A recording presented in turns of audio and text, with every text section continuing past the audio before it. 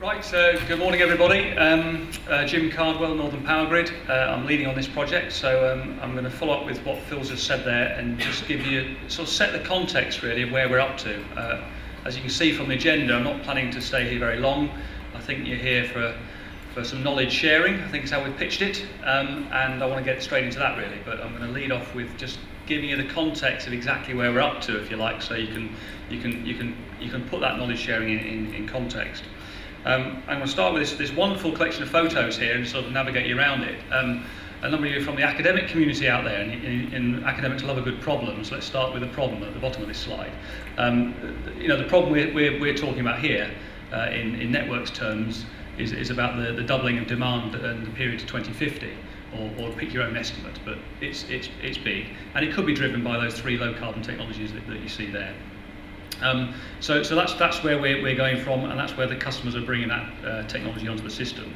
So you then move into the left-hand side, which is say, well, what we're seeking to do is, in terms of looking at the solutions that we've got out there, we've got the customer side, and Stavros Sakinis from British Gas will be following me onto stage, and then we're giving you the very latest on the learning that's coming out of those customer trials, and Phil had a number of stats on his slide about where that's coming from.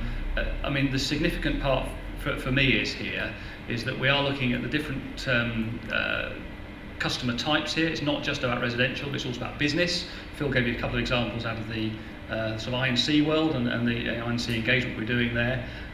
In terms of the data set we're trying to create here, with the 11,000 residential, 2,000 business customers, we are seeking to and delivering on a data set which is in the same league, if you like, as the EDRP and the Irish Smart Meter trials, and we've taken from their trials and sort of built in our trial design on top of them, and that's all going on. That's all going on out there at the moment. Stavros is going to be sharing with you some of the outputs from the time of use trial. We've got over a year's worth of data now on the time of use, for example. But it's not just about the time of use trial. There's all sorts of other bits, and I think Stavros will take us through that. And Chris Thompson is going to take you through the update on the demand side response on the I&C side. So that's it on the customer side. And on the network technology side, that's not really the focus of this conference. We try to we're targeting what we've got on the customer trials, be it quantitative analysis or qualitative in terms of what we're learning from that. But just to give you a quick update on the network technology that we're doing here, Phil talked about, he gave you a very latest snapshot, if you like, on the big battery that we've got the team from A123 on site at the moment, and we're commissioning the 6 units we've got out there in the 3 different sizes we've got out in our network, so that work is ongoing at the moment. They've already been installed. We're partway through installing, you can see a photo here of the distribution transformers with the on-load tap changer. One of those is commissioned now and in service at the rural network in Denwick, which you can see on the chart there in the trial areas. And we're now following through with the solar PV cluster down at Maltby, which is the bottom of your diagram. And on the real-time thermal rating, that's been in operation for quite some time now. We've got over a year's worth of data on the high voltage overhead lines on that network technology, and we're building in some of the other learnings coming through now. So we're just completing some of the installations on some of the other pieces. So, for example, on the cables, we've now got some data flowing on that as well. So basically, just to give you a snapshot, the customer trials is largely in and working. On the network side, we're just closing off the last pieces now, and in what's been quite a big build. Phil mentioned the 70 installations of network monitoring we've got out there, which support all this, that's already up there and running. So we've got loads of it in there, and we're just completing that now. But in terms of the feature of this trial and what this trial is seeking to do, it really is trying to integrate and bring together both those bits of network technology and say what do you do when you operate those in conjunction in this smart grid toolkit, and when you combine it with the left-hand side of the slide there, and you say, well, what do you do with the customer side solutions, and you work with the customers on the bits of technology they've got, or you work on the economic signals that you send to them. How can you bring those two things together? And then we've got a control system that we're also partway through commissioning and installing at the moment, which is integrating those things together. So it's saying, let's work with some demand side response, let's work with some network technology solutions, and how to bring those pieces of the jigsaw together. But largely, the stage we're at the moment is customer side is installed and delivering data. That's why we're sharing it today. Network side is we're closing out on the last bits of technology now. It should be finished in November, and we're rolling into network trials probably starting in October to then see about integrating, installing those network technology pieces. So it's all going on. In terms of the trial area, you can see the four main ones that we've got there. It's the DENIC is the rural Northumberland piece of networks. That's a sort of rural overhead line sort of network and set of communities we've got there. Rise Car is an urban underground largely network area, again with customers there.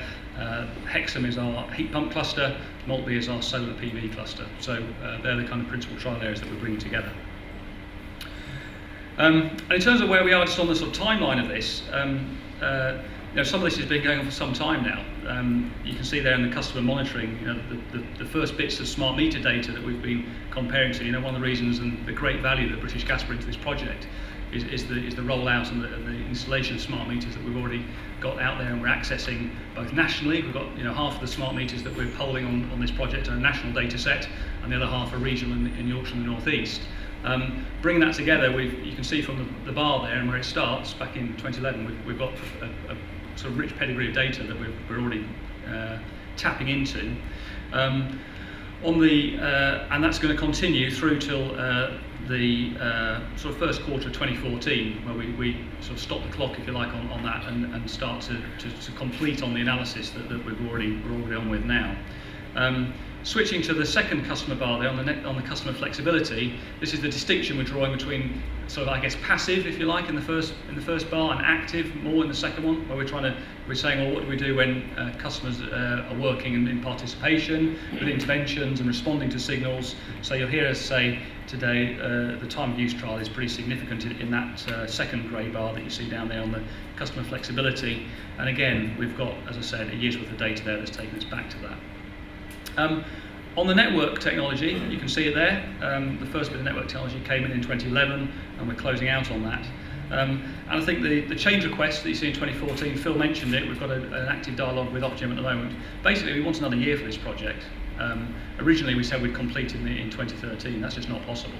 There have been various external circumstances that have got in the way of that. The two principal ones I've mentioned would be the access to the electric vehicles and the heat pump customers, where they just haven't come along in the volumes we expected. We've found new routes to access those. We've got loads of electric vehicles, we've got loads of heat pumps out there. Stavros will reflect on that. So we're winning, if you like, but it's taken a bit of working around. And the other one's been the access to equipment, be that in the customer side or the network side. Some of the brochures and some of the sales patter was just not delivered. We did quite a bit of due diligence on this project, but that's not to say that when you actually get your checkbook out and say, right, I'm ready to place that order, it's amazing how quickly there's a couple of steps backwards out there. So we've worked pretty hard there to deliver solutions here, but a lot of the way we've had to do a load more running than we actually thought we would. We thought some of this was a bit more ready than it actually turned out to be. So they're the principal areas. So moving into the rest of today and introducing the team, if you like. The observant amongst you will note that I've squeezed another logo onto my slide, which is Newcastle University. You can never have enough universities. This is purely distinction, the fact that our lead academic on the project, Phil Taylor, moved a little bit north, so we've now got two universities for the price of one. So some of the quantitative analysis is now taking place with Phil, with the team in Newcastle University, and the centre of the qualitative and the social learning is still firmly based in it at Durham University. I'm not going to go through that now, but you can see there where the contribution, that bottom row on that slide, if you like, as to which of those partners plays which part in this project. And finally, just to sort of describe through the agenda for the day and what's going to come. I think I'm the last person who does the sort of introductory remarks for you, so you'll be pleased to hear that. It's 10 o'clock and we're into the detail. So we're now going to get Stavros on his feet and he's going to give us an update on the British Gas perspective, on the work they've been leading on the domestic and small business customers. Chris is then going to take it on with the I&C. And then we're going to, as you see there, go through the consumer behaviour and the quantitative analysis with a panel session at the end of the day. For those who can stay to the end of the day and the end of the afternoon, I hope you can. So really looking forward to getting a few more of you on your feet to give us some of your reflections from the floor, if you like, as to what you've seen and what you've learnt and comments you've got to try and get that debate going amongst us. So thanks for your attention, and I'll hand over to Stavros.